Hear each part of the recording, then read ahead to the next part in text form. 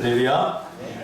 네, 추석들 잘 보내고 오셨나요? 네, 우리는 다행히 비행기 타고 갔다 오느라고 교통체증은 없었던 것 같아요. 네, 감사를 드리고요. 오늘 이 말씀 중심에서 뿌리 박힌 삶이라는 제목으로 하나님 말씀 증거하겠습니다. 한때 열풍 수준이었던 제주 이주가 이제 2018년을 정점으로 하향 곡선을 그리고 있습니다. 심지어 이주했던 사람들도 제주살이에 뿌리를 내리지 못하고 현재 1년에 3,000명 이상이 제주를 떠나고 있다고 합니다.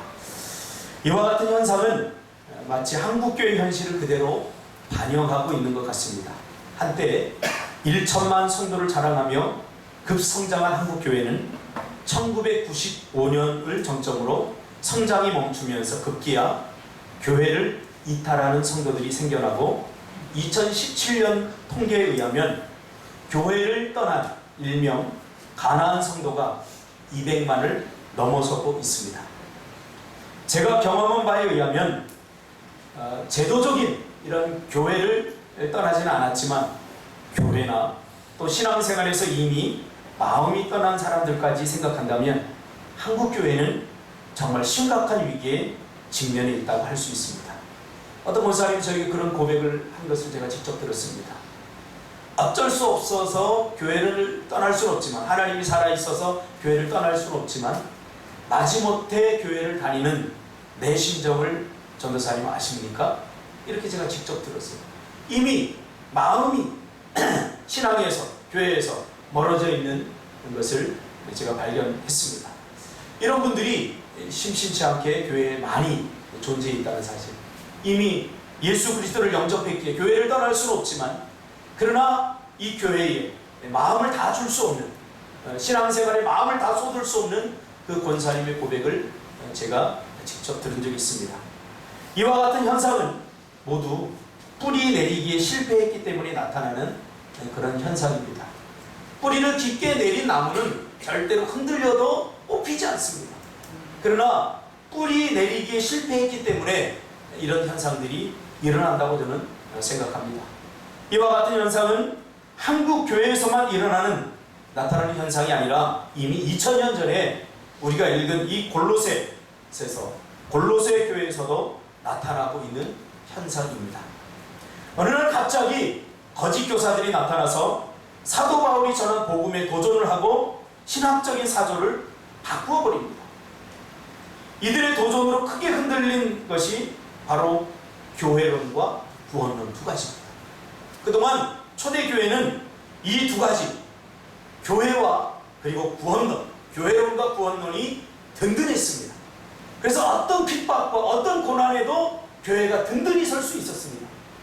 그런데 이 거짓 교사들의 도전으로 인해서 교회론이 흔들리고 구원론이 흔들리게 됩니다.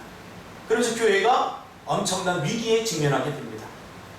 거짓 교사들이 나타나서 한 것이 무엇입니까? 바로 복음을 흔들어버린 거예요. 그러니까 교회가 흔들리는 것은 뭐 사람들이 욕심이 있고 싸우고 뭐 그래서 흔들리는 거 아닙니다. 이것은 어떤 결과로 나타나는 현상에 불과하지, 정말로 교회가 흔들리는 것은 복음이 흔들릴 때 교회가 흔들리는 거예요. 우리 개인적인 신앙도 마찬가지예요. 가만히 우리 사람들과 이렇게 이야기하다 보면, 예수 믿는 사람들과 이야기하다 보면 신앙이 예전 같지 않다는 거예요. 그래서 가만히 보면 복음이 흔들린 거예요. 복음의 뿌리가 깊게 내리지 못한 것을 발견하게 됩니다. 엊그제도 제가 이렇게 극동방송을 듣다 보니 이영표, 우리 국가대표 이영표 선수가 그 이야기를 하더라고요. 자기의 삶의 이야기를 하는데 얼마나 믿음이 좋은 사람입니까? 그렇죠? 그가 모든 영광이 하나님께 있다고 이렇게 고백하고 간증하면서, 전 세계를 간증하면서 돌아다녔던 그가 그렇게 간증했음에도 불구하고 어느 날 갑자기 믿음에 대해서, 하나님에 대해서 흔들릴 때가 있었다. 솔직히 고백하더라고요. 자기가 모든 것을 다 이루었어요. 다 이루어 봤는데 여전히 가슴 한켠이 허하고 빈 것 같고. 그러니까 이분이 이야기는 그래요. 성공하지 못한 사람들은 잘 모른다. 나는 성공해 봤다. 많은 돈도 가졌고 명예도 가졌고 자기가 원하던 것들 다 이루어봤는데 여전히 허전하더라고요. 그러면서 그가 신앙의 위기가 위기가 온 것은 신앙생활 안 할 때가 아니라 간증을 하면서 많은 사람들에게 도전을 주고 다닐 그때 그 시점에 자기의 신앙에 침체가 왔다. 그래서 가만히 보니까 무엇에서 흔들렸느냐? 바로 복음에서 흔들렸다. 자신이 복음에 깊이 뿌리를 내리지 못하고 있었다는 사실을 그가 발견했다고 고백하는 것을 제가 어제 들었습니다. 여러분, 그동안 공동체성이 강했던 초대교회가 개인의 구원, 개인화가 강조되면서 교회가 엄청난 위기에 직면하게 됩니다. 그러니까 거짓 교사들이 한 것은 다른 것이 아니에요. 개인화를 시켜버린 거예요. 믿음과 신앙을 개인화를 시켜버린 거예요. 사도 바울이 전한 복음에 의하면 구원이 개인적인 것이 아니라 공동체적인 성격을 갖고 있다는 것을 잘 보여주고 있습니다. 그리고 골로새서를 오늘 가서 한번 다시 읽어보세요. 이 구원이 개인에게 이루어지지만 개인에게서 끝나는 것이 아니라는 사실을 이 사도 바울은 계속해서 강조하고 있습니다. 믿음으로 말미암아 의롭게 된 모든 신자는 예수 그리스도를 머리로 하는 교회에 접붙여지게 된 것입니다. 그렇죠? 그러니까 한 개인의 구원이 개인으로 끝나는 것이 아니라 이 개인의 구원이 교회에 접붙여지게 되면서 공동체성을 이루게 되었다는 거예요. 이게 너무나 중요한 거예요. 그리고 그리스도의 몸에 접붙여진 우리 그리스도인들은 예수 그리스도와 운명을 같이 하게 되는 거죠. 나는 그리스도, 교회의 몸이 그리스도와 접붙이게 되면서 예수와 내가 하나가 되고 나와 예수가 하나가 되면서 예수와 나는 한 운명체가 됐다는 사실. 뗄래야 뗄 수 없는 공동체가 됐다. 내가 네가 되고 네가 내가 됐다는 거예요. 너와 내가 다르지 않다는 거예요. 이게 너무 견고하고 견고했어요. 초대교회는. 그러니까 쉽게 무너지지 않았죠. 초대교회 성도들이 잡혀가면서 사자굴에 집어 던져지고 온몸이 갈기갈기 찢는 고통을 당하고 자신의 가족이 죽음을 당하고 이 땅에서 편안하고 안락한 삶을 손들이 다 잊어버려도 초대교회 성도들은 견고하여 흔들리지 않았다는 거예요. 왜? 내가 그리스도고 그리스도가 나라고 하는 이 분명한 복음 위에 서 있었기 때문이죠. 그러니까 무너지지 않으니까 사단이 전략을 바꿨어요. 그래서 철저히 개인화를 시켜버립니다. 그러므로 성도는 그리스도의 영적인 몸인 교회를 위하여 남겨두신 그리스도의 고난에도 피한적으로 참여하게 된다 라는 것이 사도 바울의 주장입니다. 오늘날 교회를 위협하는 것이 무엇입니까? 바로 개인주의입니다. 개인주의. 그러다 보니 한 개인은 공동체를 위해 헌신하고 더 이상 희생하기를 원하지 않게 된 것입니다. 생각해 보세요. 역사적으로 교회가 부흥할 때는 한 개인이 공동체와 구분이 안 됐어요. 내가 교회고 교회가 곧 나였어요. 교회가 어려움을 당하면 개인이 헌신하고 개인이 어려움을 당하면 교회가 나섰어요. 그러나 이제는 교회는 교회고 개인은 개인이고 따로 국밥이 되어버렸어요. 그러면서 교회가 약화되는 거예요. 왜 그렇게 됐어요? 개인화 현상이 사단이 개인화를 가지고 그를 공격했기 때문이죠. 여러분, 역사상 한 개인의 운명이 공동체의 운명과 달리했던 적은 없습니다. 그렇죠? 왜 우리가 목숨 걸고 나라를 지키려고 했습니까?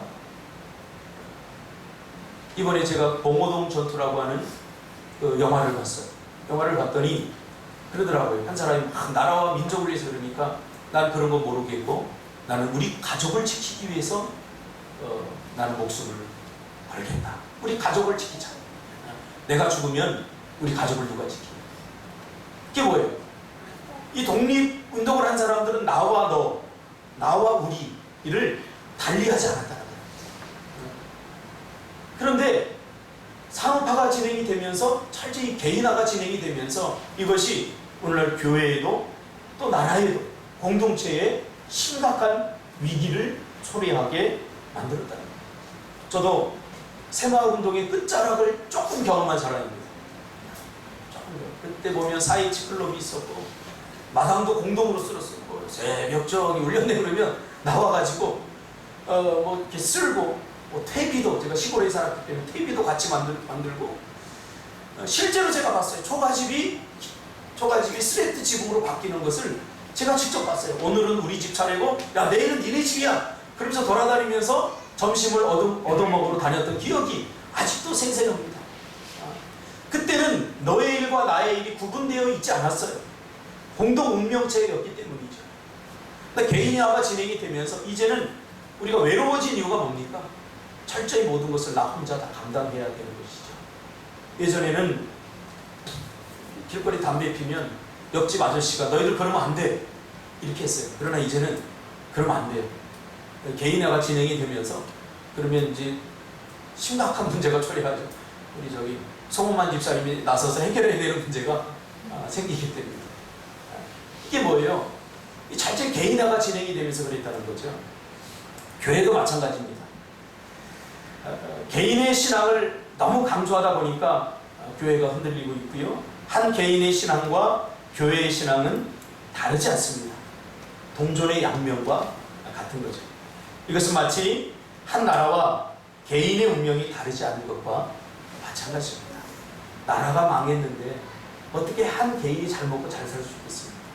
제가 아직도 기억하는 게 제가 어릴 때 TV를 틀면요 항상 베트남 난민들 뉴스가 나왔어요. 그 난민들 뉴스가 뭐 부산에 뭐 몇 명이 들어왔고 또 어디 바다에서 좌초돼 갖고 뭐 몇백 명이 죽었고 그랬어요. 나라가 없는 개인은 있을 수가 없는 거죠. 교회도 마찬가지예요.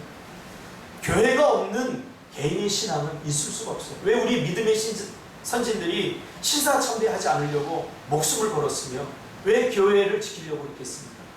개인의 신앙을 지키려고 한 것이 아니라 교회의 신앙이 곧 개인의 신앙임을 알았기 때문에 그랬던 거죠. 우리는 내 일이 아니면 내 문제가 아니면 쉽게 나서지 않습니다. 이게 철저히 개인화가 되어 가고 있는 현대교회와 현대신앙의 문제입니다. 우리의 구원은 내 안에서 발생하는 것이 아니라 하나님의 은혜로 거저주신 선물입니다. 그 믿음의 선물을 받음으로 의롭게 되어서 구원을 받은 한 개인은 그리스도를 머리로 하는 교회에 접붙여지게 되었다라고 골로새서는 이야기하고 있습니다. 그리고 예수의 몸에 접붙여진 성도는 예수 그리스도와 운명을 같이 하는 것입니다. 이것이 뭐냐? 이것이 바로 신앙생활입니다. 신앙생활이 뭐냐? 라고 물어본다면 쉽게 제가 설명할게요. 예수와 같이 사는 게 신앙생활이에요. 예수와 같이. 예수가 걸은 영광의 길만 걷는 것이 아니라 예수가 걸은 고난과 십자가의 길도 마다하지 않고 같이 걷는 것. 이것이 신앙생활인 거죠. 왜? 예수의 길과 나의 길은 다를 수 없기 때문이죠. 예수와 나는 이미 한 몸이 되었기 때문이죠.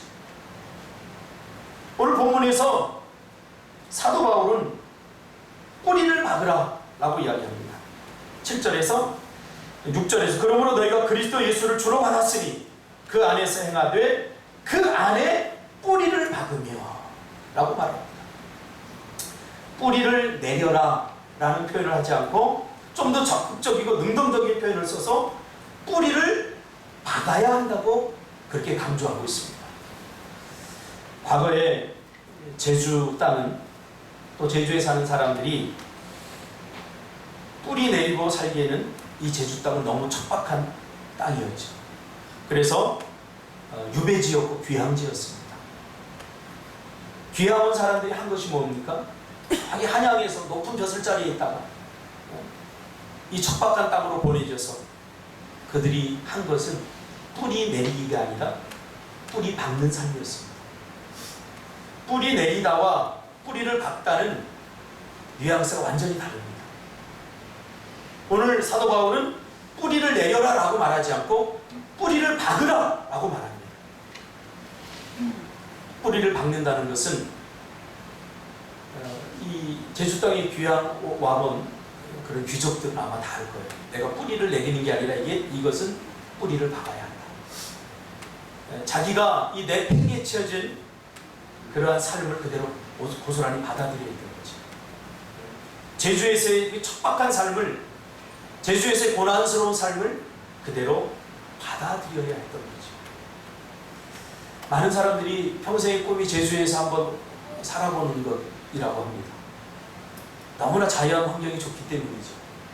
그러나 정작 제가 제주에 와서 3년 동안 살아보니까 자연 환경은 좋지만 사람들이 관계를 맺고 살아가기에는 너무나 척박한 땅이 바로 제주 땅입니다. 제주에는 이 괜당 문화라는 게 있어요. 너무 좋은 문화입니다. 제가 보니까 괜당 문화. 왜? 우리끼리 함께 합치지 않으면, 우리끼리 함께 가족을 이루지 않으면, 너와 내가 가족 같은 한 공동체가 되지 않으면 살아낼 수 없는 척박한 땅이 바로 제주였기 때문에 제주 사람들이 이곳에 와서 서로 합하고 서로 가족처럼 지내는 거예요. 너무 좋은 문화예요. 그러다 보니까 너무 자기네들끼리만 뭉쳐버렸어요. 그래서 외국 사람들이 이렇게 오니까 이 당황스러운 거예요. 사실 우리는 육지 것들 아닙니까? 육지 것들이 와가지고, 육지 것들은 뭐예요? 철저히 개인주의화되어 있는 사람들이에요. 그러니까 제주 사람들이 우리 육지 것들을 보고 뭐라 그러면 화낼 필요가 없어요. 왜? 우리는 철저히 개인주의화된 사람들 아닙니까? 어떤 분이 그러더라고요. 어떤 어르신이 저기 갔는데, 육지 것들 그래요. 그래서 내가 육지 것들로서 별로 듣고 싶지 않더라고요. 그래서 어르신 왜 자꾸 육지 것들이라고 합니까? 이웃 아닙니까? 그랬더니 육지 것들입니다. 그래서 여기 자동차 검사받으러 가니까 왜 그러냐? 자기 설명을 들어요. 자기가 그 마을에 예전에 이장을 했는데 육지 사람들이 이사 와서 우리 다 같이 마을을 좀 씁시다. 왜 내가 마을을 쓸어요? 우리 길도 아닌데? 그러고 안 나오더라는 거예요. 그리고 뭐 좀 합시다. 그러면 참여를 안 한다는 거예요. 그러니까 이거 뭐 누구만의 문제다가 아니라 우리가 제주 땅에 왔으면 이제는 제주화가 되고 제주 사람들을 이해하고 제주의 문화를 이해하고 제주 사람들의 삶을 우리가 이제 받아들여야 되는 거죠. 왜? 우리는 이제 육지 것들이 아니라 우리는 제주 것들입니다. 제가 이번에 육지에 나갔더니 제주 사람 왔네 그러더라고요. 저보고. 나의 정체성이 흔들리는 거예요. 나는 도대체 누군가? 난 제주에 가면 제주 것들, 육지 것들이라고, 육지에 나가면 제주 것이라고 그러고, 난 도대체 누군가? 그렇습니다. 우리는 이곳에 이제 뿌리를 박아야 됩니다. 왜 사도 바울이 뿌리를 내리라라고 하는 것은 자연스럽게 이루어지는 과정 아닙니까? 그렇죠? 내가 어떤 땅에 딱 심겨지면 자연스럽게 내려지는 과정이 뿌리 내림의 과정이지만, 사도 바울은 뿌리 박으라라고 한 것은 내가 애쓰고 힘쓰고 내가 능동적으로 움직이지 않으면 불가능한 것이 뿌리 박음입니다. 여러분 신앙생활도 마찬가지예요. 우리가 너무 은혜를 강조하다 보니까 예수만 믿으면 모든 것이 다 원활하게 다 됩니까? 여러분 그렇습니까? 그렇지 않잖아요. 우리가 믿음을 가지고 애쓰고 힘쓰는 뿌리 박음의 과정이 반드시 필요한 거죠. 그래서 사도 바울은 골로새 교회 성도들을 향해서 뿌리 박으라 라고 이야기합니다. 이 말은 예수의 삶에 적극적으로 동참하는 삶을 말합니다. 그러니까 가만히 있지 말고 뿌리를 박으라 이 말은 예수님의 삶에, 예수님이 걸었던 그 모든 삶의 여정, 과정에 적극적으로 동참해서 예수와 같은 삶을 살라 이렇게 말하는 거예요. 뿌리 박으라는 거예요. 그러면 우리는 어떻게 예수의 삶에 적극적으로 동참할 수 있을까요? 골로새서 전체를 제가 읽어본 바에 의하면 이 뿌리를 박으라라고 말하는 사도 바울이 지향하는 그런 의미 있는 하나의 행동이 있어요. 그게 뭐냐면 그리스도의 고난에 적극 동참한다는 것은 예수님이 당한 고난을 나도 피하고 도망하지 말고 자발적으로 예수님이 당한 고난에 나도 동참하라고 말해요. 오늘날 한국교회는 고난에 동참하려고 하지 않습니다. 오늘날 한국교회 성도들은 고난에 동참하려고 하지 않습니다. 그러니까 뿌리가 바뀌지 않는 거예요. 오늘날 한국교회는 어느 때부턴가 고난당하는 것이 복이고 예수 잘 믿는 것이라는, 예수 믿고 형통하고 예수 믿고 물질의 복을 받고 편안하고 안락한 삶을 사는 것이 참된 신앙이라고 거짓 교사들에 의해서 잘못되어 가기 시작하면서 문제가 발생했습니다. 한국교회가 부흥할 때는 고난이 화두였어요. 고난이 화두였어요. 근데 오늘날 우리는 고난이 화두가 아니에요. 될 수 있으면 설교 시간에도 고난에 대한 설교를 잘 못하게 해요. 제 친구가 큰 교회 목회를 하고 있는데 물론 위임받아서 갔습니다. 고난 주간을 맞아서 고난에 대한 설교를 40일 동안 했더니 장로님들이 부르더래요. 목사님 좀 봅시다. 그래서 갔더니 왜 자꾸 고난에 대한 이야기를 합니까? 우리 성도들이 지금 그전에도 고난당해서 어려움을 당하고 있는데 좀 희망적인 이야기를 해야 되지 않습니까? 그렇죠. 고난에 대한 설교인데 그만하라. 고난 이 말 자체를 우리가 듣기 싫어합니다. 우리는 고난에 대한 설교를 통해서 희망으로 갈 수 있지 않습니까? 고난이 고난으로 끝나는 것이 아니라 고난이 부활의 영광으로 이끄는 그런 징검다리 아닙니까? 고난이? 그러니까 고난이 없으면 우리가 어떻게 부활의 영광을 맛볼 수가 있겠습니까? 고난이 없이는 어떻게 구원의 감격과 기쁨을 누릴 수 있겠습니까? 성경이 말하는 것이 바로 그거예요. 우리가 고난당해야 하는 것은 우리의 인생이 고난으로 끝나지 않기 때문에 고난당해야 되는 거다. 고난은 승리를 향한, 부활을 향한 징검다리이기 때문에 그 고난의 징검다리를 밟지 않으면 부활의 기쁨을 맛볼 수 없기 때문에 고난을 짊어져야 된다고 말하고 있는 거 아닙니까, 성경이? 네. 근데 고난을 말하지 말라고 한다면 도대체 부활의 영광을 우리가 어떻게 누릴 수 있습니까?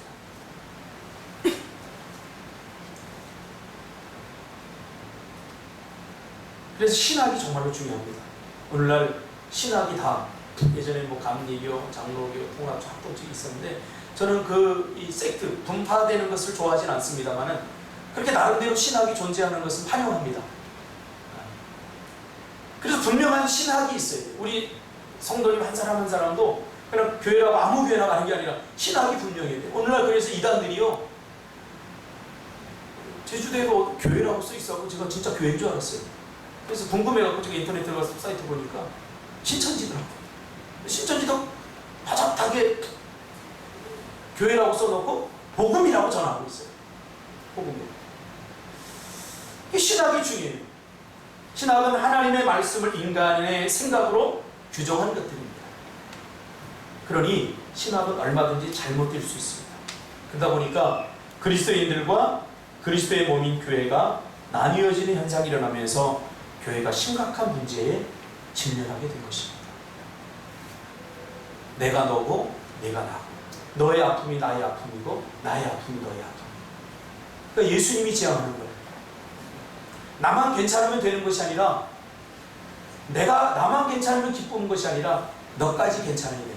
그래서 우리가 서로를 위해서 기도해야 돼요.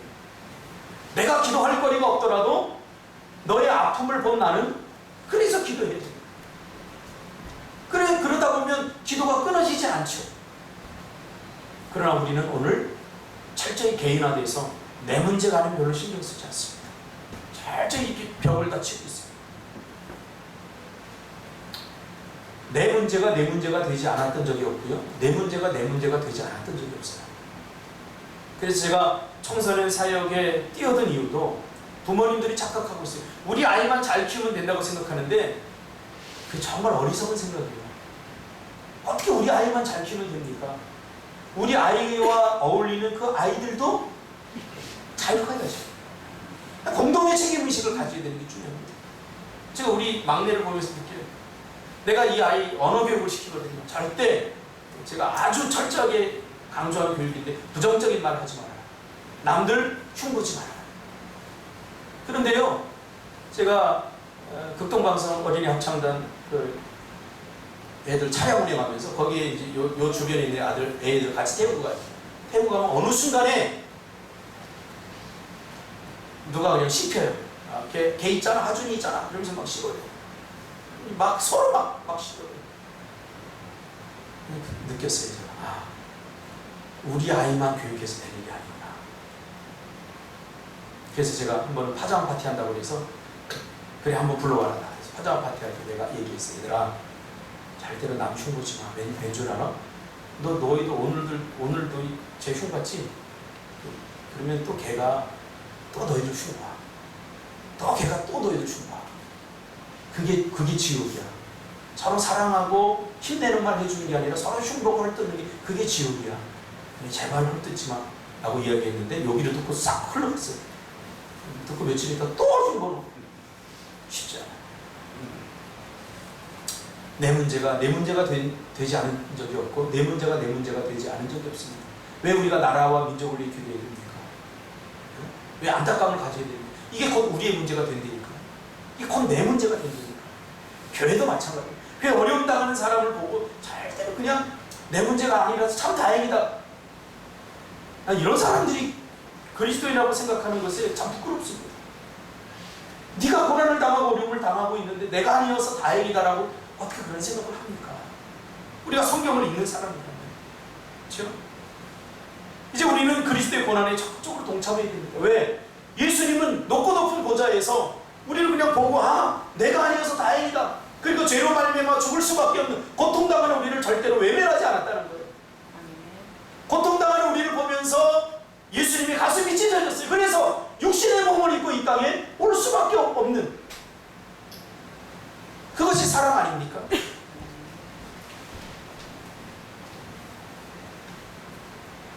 그것이 뿌리 박는다는 것의 의미입니다. 이제 우리는 예수 믿고 잘 되자, 예수 믿고 행복해지자, 예수 믿고 평안하자, 예수 믿고 복받자, 이거 내려놓으세요. 이건 당연히 주어지는 거예요. 이제 우리는 예수와 같은 길을 가자. 고난의 길. 이것이 바로 뿌리 박는다는 것의 의미입니다. 예수 믿는 것으로 인하여 받게 되는 고난과 삶의 어려움 속으로 우리는 적극적으로 뛰어들어야 돼요. 우리가 뛰어들어야 되는 예수의 고난의 삶은 너무 척박합니다. 피하고 싶죠. 그러나 이 고난의 과정에 뛰어들어야만 참된 구원의 감격과 기쁨을 누릴 수 있게 되는 것입니다. 그래야 흔들리지 않은 굳센 믿음 위에 굳게 세워질 수 있습니다. 여기 지금 우리 남아있는 우리 성도, 교회가 어려움을 당할 때, 고난을 당할 때 그 고난에 함께 동참한 사람들, 그래서 이렇게 굳게 세워질 수 있습니다. 교회가 조금 힘들어지고 어려워질 때 뿔뿔이 다 흩어진 사람들은 아마 다음에도 똑같은 거예요. 굳게 세워질 수 없어요. 예수 믿다가 당하는 고난, 그것이 바로 우리를 뿌리 깊게 만드는 거예요. 우리 뿌리를 깊게 만드는 거예요. 뭐가? 고난입니다. 고난이 우리의 믿음의 뿌리를 깊게 하고 고난이 우리의 신앙의 뿌리를 깊게 하는 거예요. 믿습니까? 네. 그래서 예수 믿음으로 인하여 당하게 되는 고난 때문에 두려워하지 마세요. 다 깊어질 것입니다. 그래야 우리의 삶에 감사가 넘칠 수 있는 거죠. 우리 삶에 그리스도를 향한 고난이 사라지게 되면 어떻게 되는지 아십니까? 감사가 사라지죠. 감사할 일이 없게 되는 거예요. 저는 이 추석이나 뭐 이렇게 신정 이런 이 절기들을 별로 안 좋아해요. 왜냐하면 제 삶의 균형이 좀 깨지는 것 같아요. 이번 추석도 지나면서 너무 편해요. 아무것도 안 해도 돼요. 새벽 기도도 안 했어요. 할렐루야. 얼마나 편합니까? 근데 영적으로 보는 거 하더라고요. 그래서 예전에 제가 전도사 때나 부목사 때 항상 교회를 지키는 한 사람이 필요했어요. 다 시골 가고 나면 누가 한 사람 지킬래? 그럼 항상 제가 손 들었어요. 왜? 이거 추석 지키고 오면 놀 때는 좋은데 갔다 오면 몇 달이 걸리는 거야, 이 침체가. 그래서 일부러 제가 자원해가지고 조금 집사람한테 미안하지만 제가 교회 지키겠습니다. 제가 새벽 기도 인도하겠습니다. 새벽 기도 안 나와요. 한 사람, 두 사람 나오고 어떨 때 나 혼자 드릴 때도 있어요. 그런데 여러분 생각해보세요. 여러분이 언제 행복했고 언제 감사가 넘쳤는가? 그래도 고난당할 때 아닙니까? 먹을 것이 없어서 힘들어할 때, 그때 정말 요만한 거 하나 가지고 우리가 감사했는데 어느 순간에 모든 것들이 다 채워지면서 이제 웬만한 거 가지고는 진짜 감사가 안 돼요. 우리 회개해야 돼. 이것 때문에 회개해야 돼. 사도 바울은 골로새서 1장 24절에서 뭐라고 합니까? 나는 이제 너희를 위하여 받는 괴로움을 기뻐하고 그리스도의 남은 고난을 그의 몸된 교회를 위하여 내 육체에 채운다. 쉽게 말하면 뭐냐면요, 너희들 때문에 내가 고난을 당하는데 나 이것 때문에 기쁘다는 거예요. 너 때문에 당하는 고난이 내가 기쁘다는 거예요. 교회로 인해서, 믿음 생활로 인해서, 복음 전하는 것으로 인해서 내가 지금 말할 수 없는 고난을 당하는데, 물론 이것만 아니면 내가 고난당하지 않고 편안하게 살 수 있을지도 몰라요. 그러나 그것 때문에, 그것이 자기의 기쁨의 이유라고 말합니다. 그러니까 고난이 없이는 기쁨도 없어요. 오늘 한국교회는 자꾸 고난 내몰기를 해요. 예수 믿으면 성경에서는 반드시 고난당한다고 말하잖아요. 유진 피터슨이 쓴 메시지 성경으로 골로새서 1장 24절을 번역해보니까 이래요. 나는 여러분을 위해 받는 고난을 기뻐합니다. 자신의 몸인 교회를 위해 그리스도께서 겪으셔야 할 고난의 남은 부분을 내가 겪고 있으니 그것을 기쁨으로 견뎌냅니다. 무슨 말입니까? 우리가 당하는 고난, 힘들고 어려운 고난인데 사도 바울은 이 고난을 어떻게 표현하고 있는지 아십니까? 그리스도를 위하여 남은 고난이라고 말합니다. 이 말은 예수님께서는 이미 큰 고난을 우리 때문에 당해야 될 큰 고난을, 우리가 당해야 될 큰 고난을 예수님이 다 당했다는 거예요. 그리고 지금 우리가 당하는 고난, 그것은 작은 고난이다. 감당할 수 없는 고난이 아니라 충분히 감당할 수 있는 고난이다. 이미 감당할 수 없는 고난은 예수님이 다 짊어지셨어요. 그 지금 내가 때로는 힘들고 어렵지만 당하는 고난은 충분히 감당할 수 있는 작은 고난이다. 그 고난을 짊어진다는 거예요. 왜? 그 고난이 내 인생의 기쁨이기 때문에. 그 고난이 기쁨을 주기 때문에. 그러니까 고난이 없는 사람은 기쁨도 없어요. 저는 우리 애들이 저한테 아버지 이 말만 들어도 가슴이 뛰어요. 정말. 왜? 전 5살 때 아버지가 돌아가셔서 아버지를 5살 때까지밖에 부르지 않았어요. 불러보지 못했어요. 어느 날 친구가 그러더라고요, 저한테. 그 아버지가 청소부였는데 매일 술 먹고 자기 엄마 때리고 자기 때리고 매일 때려서 아버지가 확 죽어버렸으면 좋겠다. 저한테 그러더라고요. 저에게 이 말이 굉장히 충격으로 들려왔어요. 왜? 야, 너 아버지 없이 살아봤냐? 아버지 없이 너 살아봤어? 아버지가 나는 술 먹고 때려도 좋게 아버지가 좀 있어봤으면 좋겠다. 아버지 없는 외로움, 아버지 없는 그 외로움을 넌 아니? 몰라요. 물론 제가 아버지가 있었다면 또 인간은 다르니까 달라졌겠지만